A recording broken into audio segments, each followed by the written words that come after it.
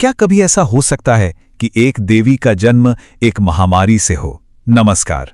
आज हम एक ऐसी ही अनोखी कहानी जानने वाले हैं, देवी शीतला माता की। ये एक ऐसी कथा है जिसकी शुरुआत हुई थी एक बहुत बड़े संकट के समय।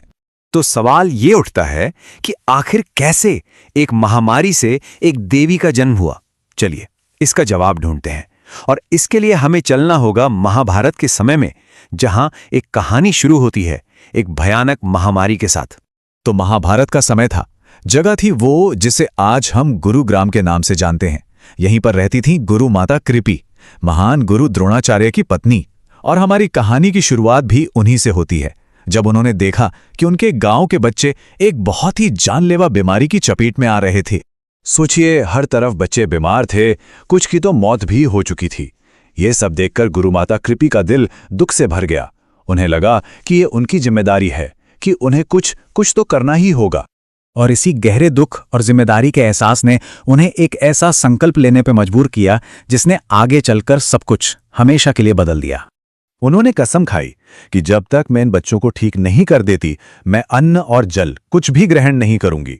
सोचिए कितना बड़ा संकल्प था ये। मतलब बच्चों को बचाने के लिए उन्होंने अपनी जान ही दांव पर लगा दी थी।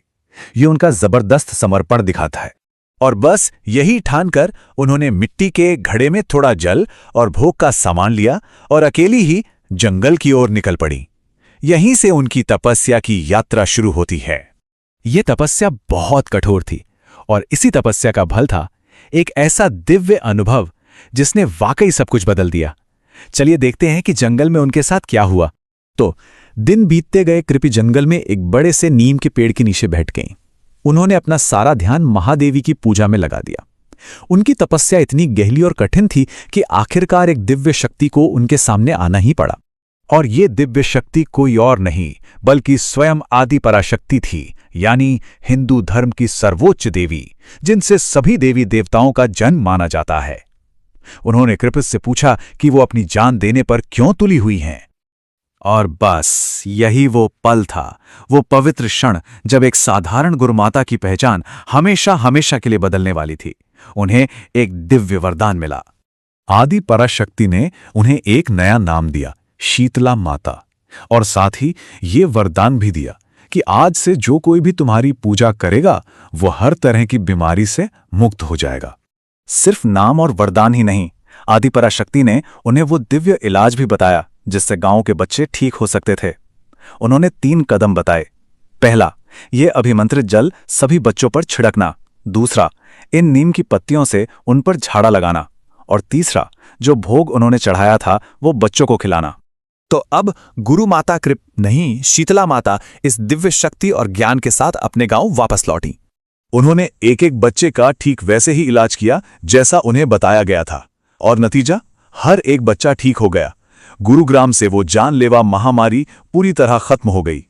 इसके बाद तो शीतला माता की कीर्ति दूर दूर तक फैल गई।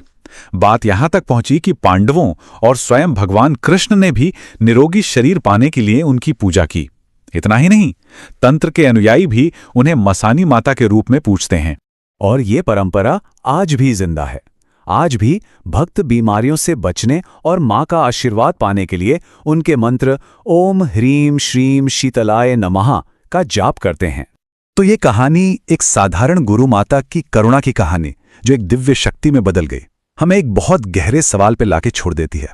सवाल ये कि मुश्किल समय में, संकट के वक्त में हमारी आस्था में आखिर कितनी ताकत होती है।